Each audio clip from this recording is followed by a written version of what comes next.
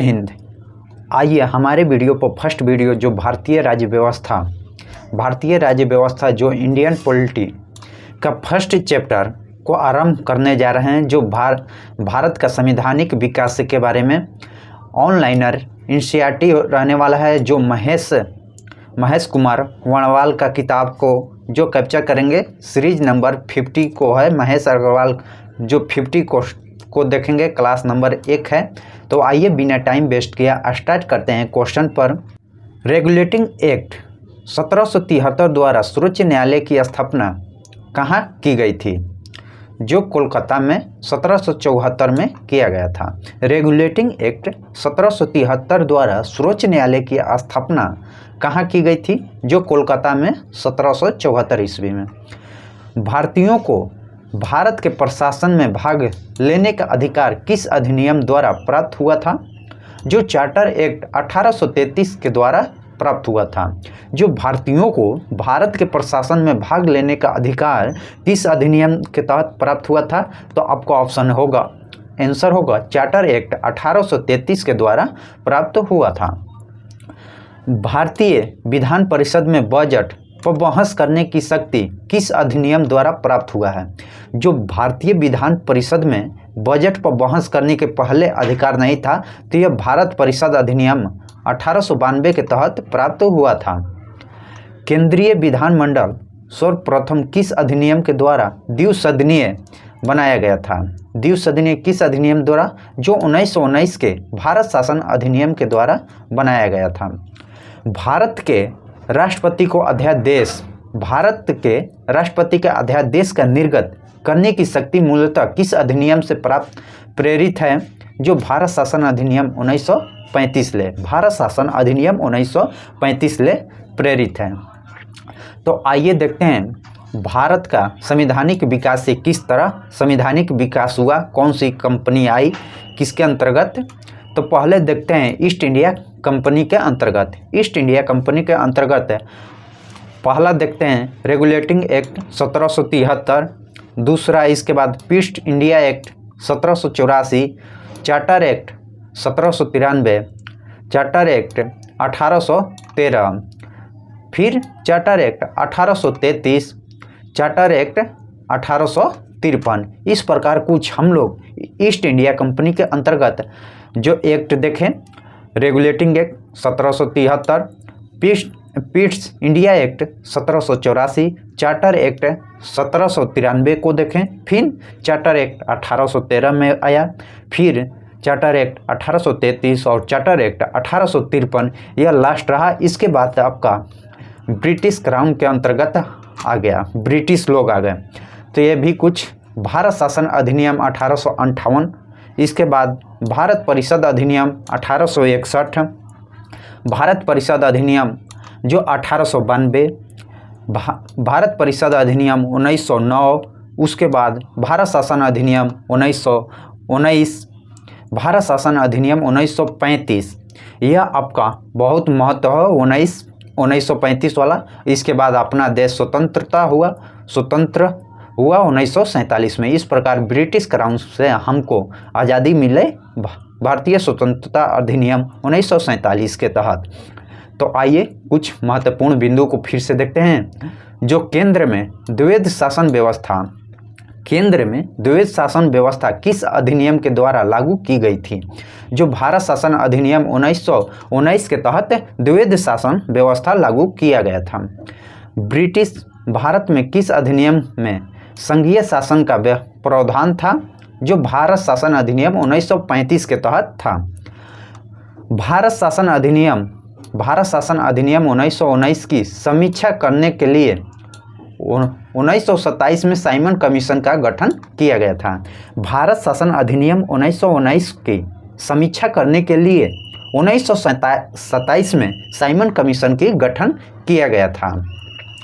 आइए अखिल भारतीय संघ की स्थापना करने का प्रावधान किस अधिनियम से किया गया है? जो भारत शासन अधिनियम 1935 ले, भारत शासन अधिनियम 1935 ले लिया गया है। तो आइए भारत के संविधान का केंद्र एवं राज्य के मध्य किया गया शक्तियों का विभाजन जो भारत शासन अधिनियम 1935 पर आधारित है। भारत शासन अधिनियम 1935 पर आधारित है। एक निर्वाचित संविधान सभा द्वारा भारत के संविधान का निर्माण के प्रस्ताव किसके द्वारा दिया गया था? जो भारत के संविधान की प्रस्ताव है यह किसके द्वारा दिया गया था? तो जो क्रिप्स मिशन के द्वारा दिया गया था। क्रिप्स मिशन के द्वारा दिया गया था। भारतीय संविधान सभा के गठन किसके अंतर्गत किया गया था? भारतीय संविधान सभा का गठन किसके अंतर्गत किया गया था? जो कैबिनेट मिशन के अंतर्गत किया गया था 1946 में। कैबिनेट मिशन के तहत 1946 में भारतीय सभा का गठन किया गया था। कैबिनेट मिशन द्वारा प्रस्तुत योजना के अनुसार संविधान सभा में प्रांतों से प्रतिनिधित्व का निर्वाचन किस अनुपात में किया गया? जो 10 लाख जनसंख्या के एक सदस्य अभी है 10 लाख जनसंख्या पर एक होंगे। जो 2024 में आपका चुनाव होने वाला है तो आप इससे मालूम कर सकते हैं। आइए नेक्स्ट, भारतीय संविधान के निर्माण करने वाले संविधान सभा का सदस्यों को चुनाव किसके द्वारा किया गया था? जो विभिन्न प्रांतों विधान सभाओं द्वारा किया गया था। तो आइए देखते हैं अंतरिम सरकार 1946 में जो सरकार बनी थी उनका सदस्य देखेंगे किस विभाग के कौन से सदस्य थे। तो आइए बिना जवाहरलाल नेहरू जो राष्ट्रीय मंडल संबंध और विदेशी मामले के बारे में जो जवाहरलाल नेहरू देखते थे। दूसरा देखते हैं सरदार वल्लभ भाई पटेल को जो गृह विभाग, सूचना एवं प्रसारण विभाग, राजेंद्र प्रसाद जो खाद्य एवं कृषि मंत्री, जॉन मथाई जो उद्योग एवं नागरिक आपूर्ति विभाग इनका था, जगजीवन राम जो श्रम मंत्री, इनका जगजीवन राम का श्रम मंत्री था, सरदार बलदेव सिंह जो रक्षा मंत्री, बल देने वाला, इसे रक्षा मंत्री एग्जाम व्यू से मोस्ट इम्पोर्टेंट क्वेश्चन है। जो सरदार बलदेव सिंह, लियाकत अली खान जो वित्त मंत्री थे, सी राजा गोपालाचारी जो शिक्षा एवं कला विज्ञान के यह विभाग सौंपा गया था। इस प्रकार सभी देखें सदस्य एवं विभाग के महत्वपूर्ण देखें। यह आपके एग्जाम व्यू से मोस्ट इम्पोर्टेंट रहने वाला है। तो भारत के संविधान सभा की पहली बैठक कब हुआ था? भारत का संविधान सभा का प्रथम बैठक कब हुआ था? जो 9 दिसंबर 1946 को हुआ था। 9 दिसंबर 1946। भारतीय संविधान का प्रथम प्रारूप जो सर बी एन राव के द्वारा तैयार किया गया था। प्रथम प्रारूप, भारतीय संविधान का प्रथम प्रारूप सर बी एन राव के द्वारा तैयार किया गया था। संविधान सभा के अस्थायी अध्यक्ष कौन किसे चुना गया था? अस्थायी अध्यक्ष डॉक्टर राजेंद्र प्रसाद थे और अस्थायी सच्चिदानंद सिन्हा थे। संविधान सभा का पंडित नेहरू द्वारा उद्देश्य प्रस्ताव कब प्रस्तुत किया गया था? जो 13 दिसंबर 1946 को। नेहरू द्वारा प्रस्तुत उद्देश्य प्रस्ताव संविधान सभा में कब स्वीकृत किया गया था? जो 22 जनवरी 1947 को स्वीकृत किया गया था, जबकि प्रस्तुत किया गया था 13 दिसंबर 1946 को।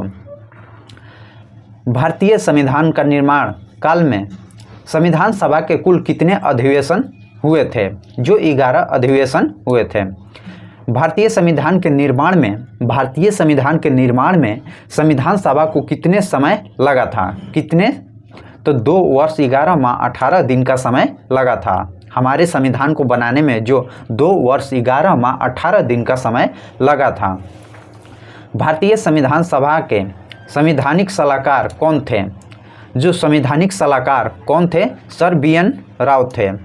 Sir B N Rao. Bharat की संविधान सभा के वर्तमान स्वरूप राष्ट्रीय ध्वज को कब अपनाया गया था? राष्ट्रीय ध्वज कब अपनाया गया था? तो 22 जुलाई 1947 को जो राष्ट्रीय ध्वज के रूप में अपनाया गया था। संविधान सभा की प्रथम बैठक की अध्यक्षता डॉक्टर सच्चिदानंद सिन्हा अस्थायी रूप से किए थे। अस्थायी रूप से अभी देखते हैं डॉक्टर राजेंद्र प्रसाद थे। भारत का संविधान कब स्वीकृत किया गया था? जो 26 नवंबर 1949 को स्वीकृत किया गया था। भारतीय संविधान पूर्णतः कब लागू हुआ था? जो 26 जनवरी 1950 को पूर्णतः लागू हुआ था, जबकि 26 नवंबर 1949 को स्वीकृत किया गया था। जो संविधान सभा से महत्वपूर्ण बिंदु को इस पॉइंट में देख लेते हैं। जो 9 दिसंबर 1946 को संविधान सभा की प्रथम बैठक हुआ था, जिसमें डॉक्टर सच्चिदानंद सिन्हा को अस्थायी अध्यक्ष बनाया गया था और 11 दिसंबर 1946 को डॉक्टर राजेंद्र प्रसाद को अस्थायी अध्यक्ष चुना गया।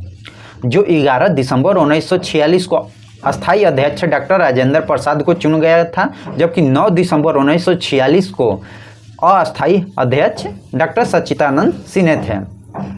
संविधान निर्माण के प्रारूप 13 दिसंबर 1946 को पंडित जवाहरलाल नेहरू के द्वारा प्रस्तुत उद्देशिका प्रस्ताव से हुआ, जिसे 22 जनवरी 1947 को सर्वसम्मति के स्वीकार कर लिया गया और 26 नवंबर 1949 को भारत का संविधान अंगीकृत किया गया, जबकि 26 जनवरी 1950 को पूर्णतः लागू कर दिया गया था। जो संविधान हमारे कुछ महत्वपूर्ण बिंदु इस प्रकार बनाए थे, जो 26 जनवरी 1950 को पूर्णतः लागू कर दिया गया था। भारत का संविधान मूलतः 2 भाषाओं में है, जो हिंदी और अंग्रेजी में लिखी गया था और सभी सदस्यों को दोनों प्रांतों पर हस्ताक्षर किए गए थे।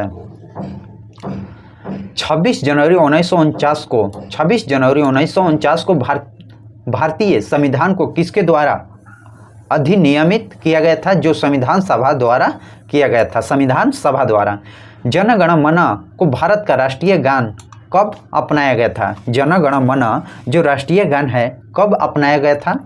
जो 24 जनवरी 1950 को अपनाया गया था। भारत सरकार द्वारा अशोक स्तंभ को राष्ट्रीय चिन्ह के रूपों में कब अंगीकृत किया गया था? जो 26 जनवरी 1950 को। 24 जनवरी 1950 का राष्ट्रीय गान, 2 दिन के बाद 26 जनवरी 1950 को राष्ट्रीय चिन्ह अपनाया गया था अशोक स्तंभ को। संविधान सभा की सलाहकार समिति के अध्यक्ष हैं जो सरदार वल्लभ भाई पटेल थे। सरदार वल्लभ भाई पटेल थे सलाहकार समिति का। संविधान सभा की झंडा समिति का अध्यक्ष कौन थे? संविधान सभा की झंडा समिति का अध्यक्ष कौन थे? डॉक्टर राजेंद्र प्रसाद थे। प्रमुख समिति एवं उनके अध्यक्ष को देखेंगे। प्रमुख जब संविधान बन रहा था तो उस समय कुछ समितियां अलग अलग डिपार्टमेंट दिया गया था अलग अलग लोगों के लिए, तो उसको देखते हैं कौन सी समिति का कौन अध्यक्ष थे। तो पहला देखते हैं संघ शक्ति जो पंडित जवाहरलाल नेहरू थे। संघीय संविधान समिति जो पंडित जवाहरलाल नेहरू। प्रांतीय संविधान समिति सरदार वल्लभ भाई पटेल थे। प्रारूप समिति जो भीमराव अम्बेडकर थे। प्रारूप समिति भीमराव अम्बेडकर। मौलिक अधिकार अल्पसंख्यक संबंधित परामर्श समिति जो सरदार वल्लभ भाई पटेल थे। प्रक्रिया नियम समिति जो डॉक्टर राजेंद्र प्रसाद थे। राज्यों के लिए समिति जो पंडित जवाहरलाल नेहरू। संचालन समिति डॉक्टर राजेंद्र प्रसाद थे। तो कुछ इस प्रकार हम लोग प्रमुख समितियां उनके अध्यक्ष के बारे में देखें। यह भी आपके एग्जाम व्यू से मोस्ट इम्पोर्टेंट रहने वाला है। संविधान सभा के कार्यों से संबंधित समिति का अध्यक्ष कौन थे? जो जीबी मलयंकर थे। Doctor B R. अम्बेडकर के अध्यक्षता में संविधान सभा के प्रारूप समिति 6 अन्य सदस्य थे। 6 अन्य सदस्य थे तो उनको देख लेते हैं। N Gopal Swami अयंकर, doctor KM. Munshi थे, बी.एल. मित्रा के बाद इनके स्थान पर एन माधव आए, अलादी कृष्णा स्वामी अयंकर जो सदैव मोहम्मद सादुल्ला तथा डी.पी. खेतानी के बाद इनके जगह पर टी.टी. कृष्णाचार्य थे। संविधान सभा ने डॉक्टर भीमराव अम्बेडकर की अध्यक्षता में प्रारूप समिति के गठन जो 29 अगस्त 1947 को किया गया। डॉक्टर भीमराव अम्बेडकर की संविधान सभा के निर्वाचन किस प्रेसिडेंसी से हुआ था? जो बम्बई प्रेसिडेंसी से हुआ था 1946 ले 1950 में पहले, और बंगाल प्रेसिडेंसी जो 1946 ले 47 थे, पहले बंगाल से थे, उसके बाद जब चुनाव हुआ था उनका बम्बई प्रेसिडेंसी से हुए थे। इस प्रकार हम लोग जो भारत का संवैधानिक विकास के बारे में इस वीडियो में कैप्चर किए। Next video